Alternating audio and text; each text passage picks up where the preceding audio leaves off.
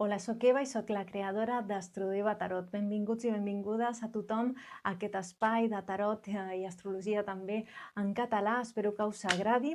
Com ja sabeu, en aquesta lectura estic fent sessions una mica per veure les energies que ens acompanyaran a tothom en aquest moment de la nostra vida. Hola a tothom i benvinguts, benvingudes a Astrodeva, el vostre espai de tarot i astrologia en català aquí a YouTube.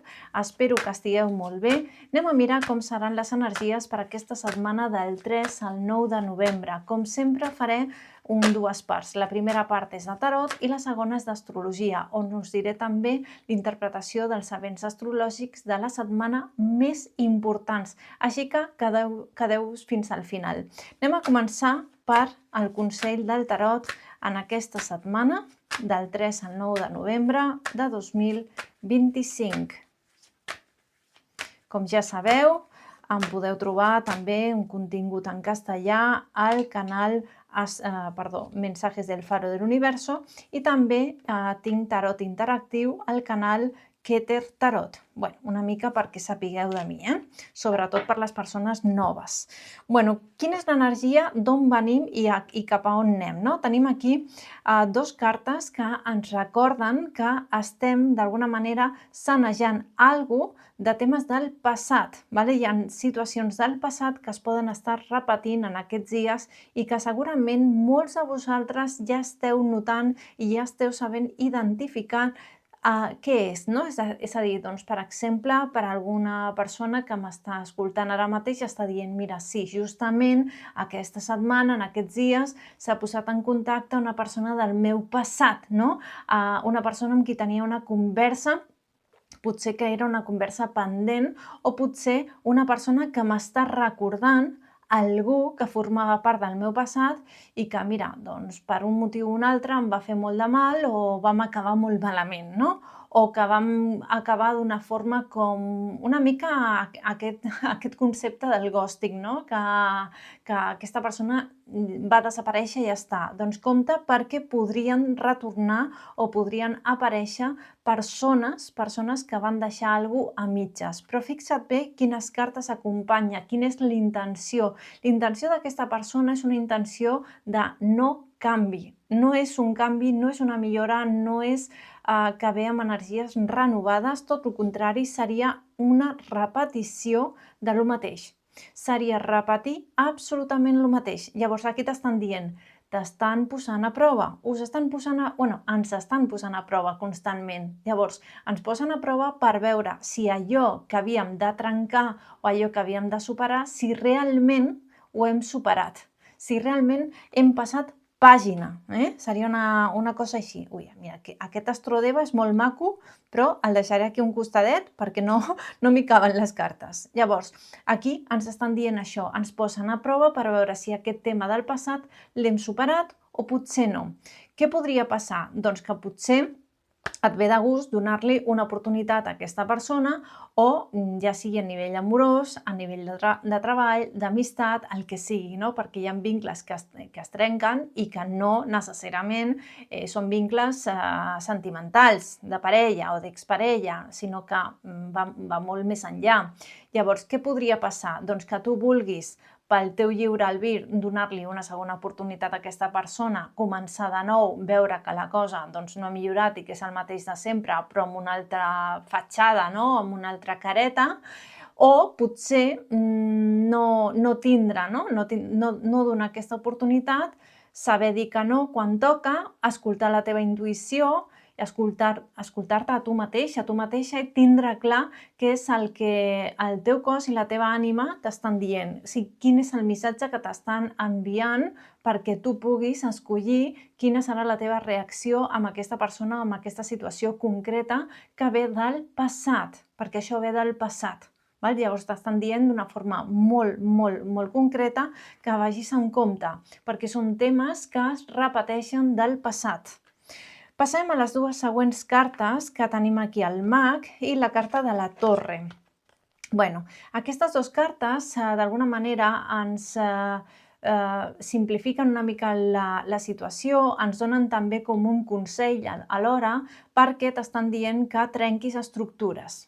Trenquis estructures en el sentit de què és allò que sempre estàs repetint, potser aquest patró que t'està fent mal, potser estàs dient, ai, escolta, Eva, és que sempre em passa el mateix amb les parelles, amb els treballs, amb la família, amb no sé què, no sé quan, vale, està molt bé, sempre et passa el mateix. Però què fem? Ens victimitzem o li posem una mica, no? Una mica d'energia de foc i busquem una solució? Jo crec que estàs en un punt en el que necessites trobar una solució a alguna cosa. Per què? Perquè quan es torni a repetir, que tu sàpigues dir que no i sàpigues posar aquests límits, però d'una forma sana, d'una forma que no et facin mal i que tu tampoc facis mal a l'altra persona. I escolta, et dic una cosa, si l'altra persona li fa mal que tu posis límits, potser és perquè aquesta persona ha estat acostumat o acostumada a que mai li hagis posat. I quan li poses, ui, què passa aquí, no? Però en realitat és perquè de vegades podem ser tan bones persones que ens passem i permetim a d'altres que s'aprofitin, no? Llavors aquestes cartes t'estan dient que trenquis aquesta estructura, d'acord? Bueno, per d'altres persones també aquí podria haver-hi un tipus de canvi que tingui a veure amb la llar, la casa, podria ser com una mudança.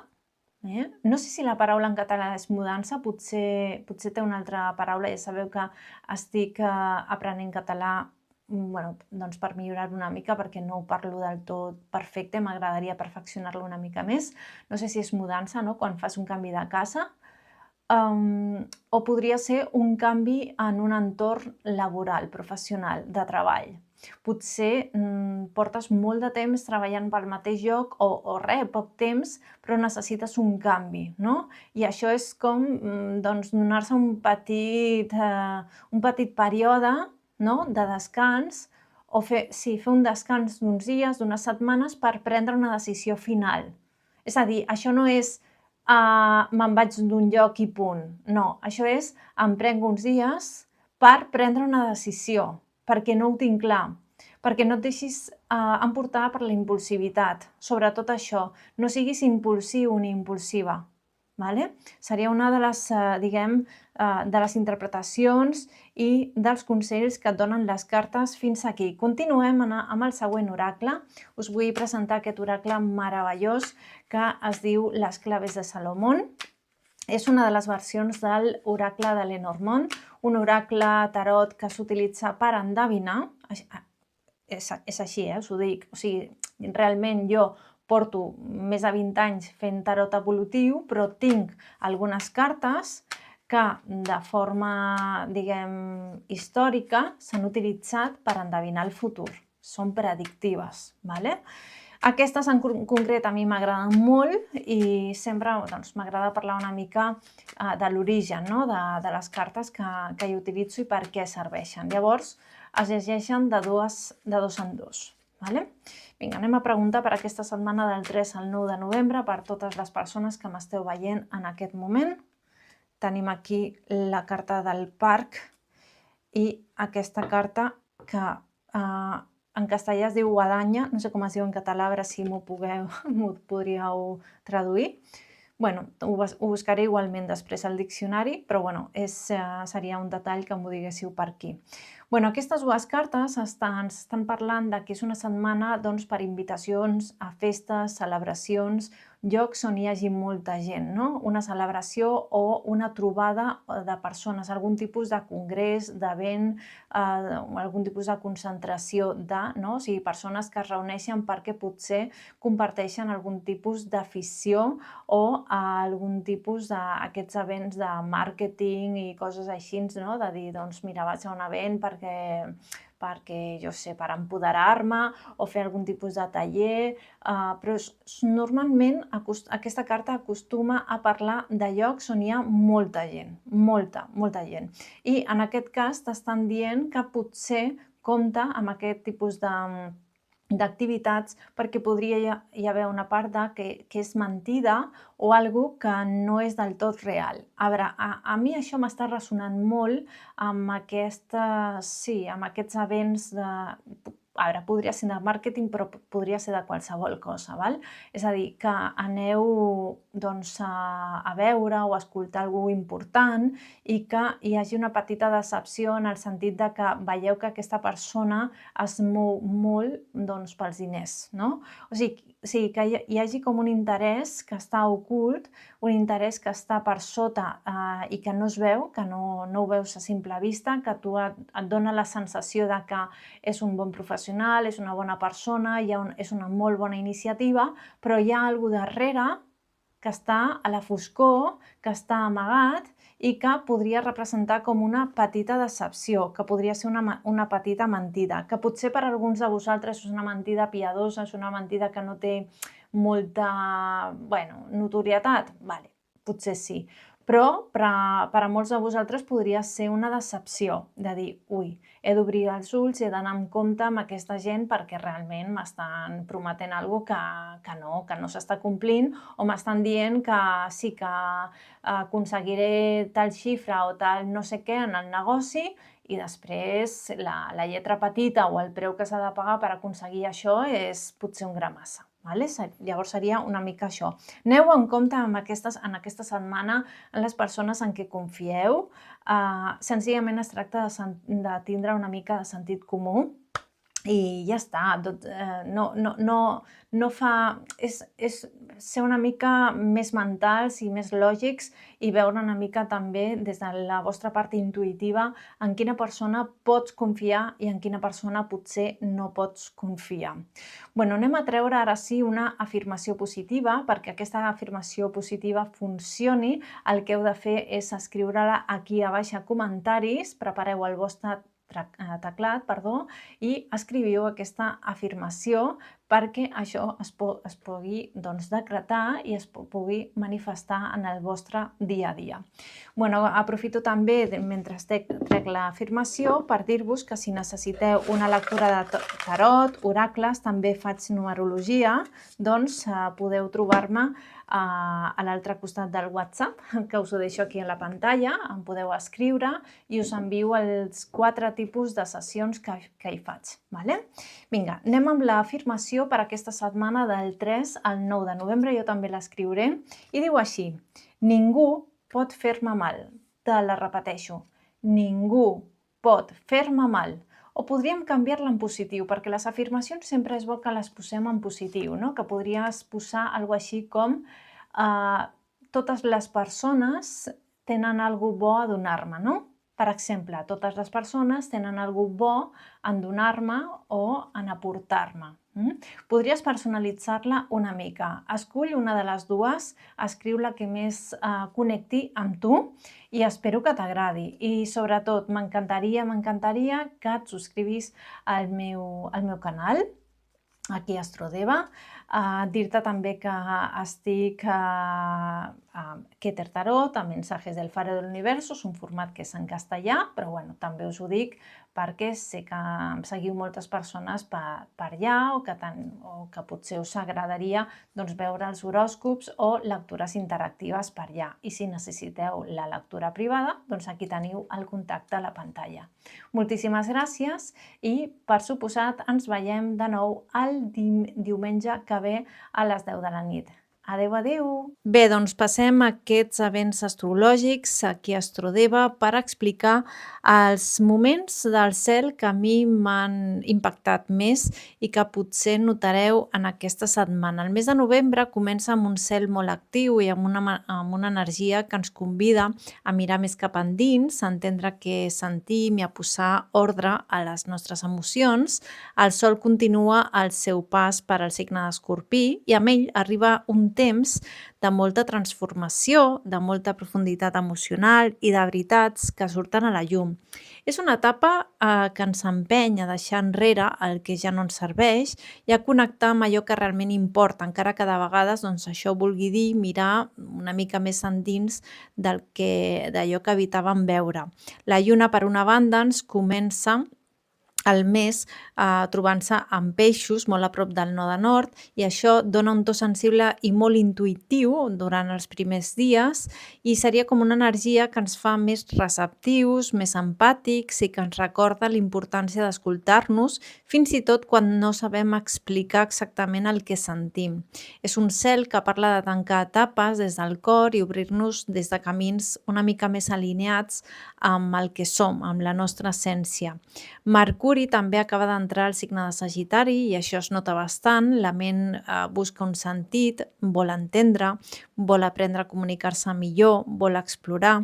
Necessitem ampliar horitzons, parlar des d'una visió més gran i trobar doncs, un propòsit al que vivim. Però també caldrà vigilar la dispersió, la pressa doncs, per explicar-ho tot de cop. Venus segueix en el signe de Balança, intentant mantenir l'harmonia als vincles, però aquesta calma doncs, podria començar a haver-hi una certa tensió. Hi ha relacions que potser necessitaran més veritat o revisar algun tipus d'acord que ja no ressonen doncs, en el que realment som avui.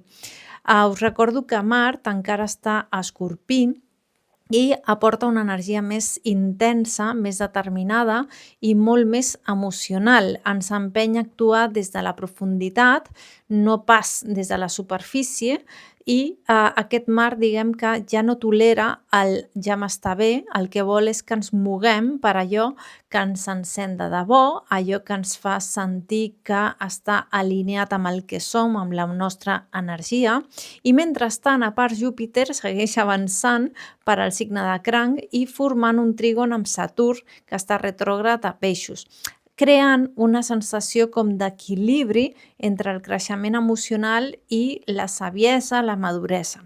Seria una combinació que ens ajudaria a sostenir els processos interns amb més calma i a posar límits des de la serenitat i a consolidar el que ja hem après.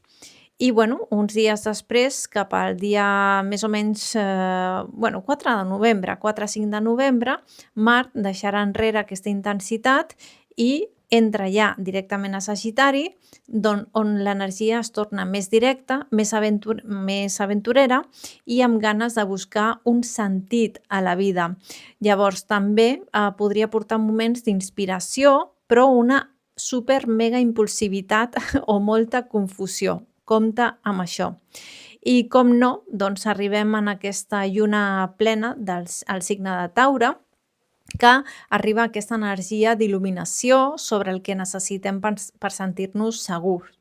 Aquesta lluna doncs, posa en joc una mica el cos, també sentir-nos que estem còmodes al lloc on vivim o on està el nostre espai sagrat també, i és una lluna que demana mirar de cara a allò que ens remou sense jutjar-ho, entenent que tot el que surt a la llum doncs, busca una transformació.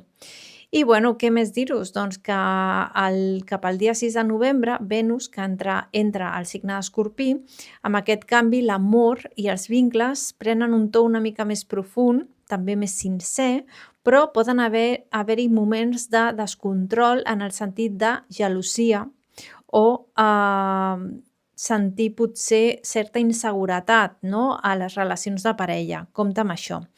Una mica seria aquest xup-xup astrològic, espero que us hagi agradat i us recordo que em fa molta il·lusió que us subscriviu al meu canal aquí a Astrodeva, Tarot i Astrologia en català, per ajudar-vos setmanalment. Moltíssimes gràcies i fins aviat. Adeu, adeu!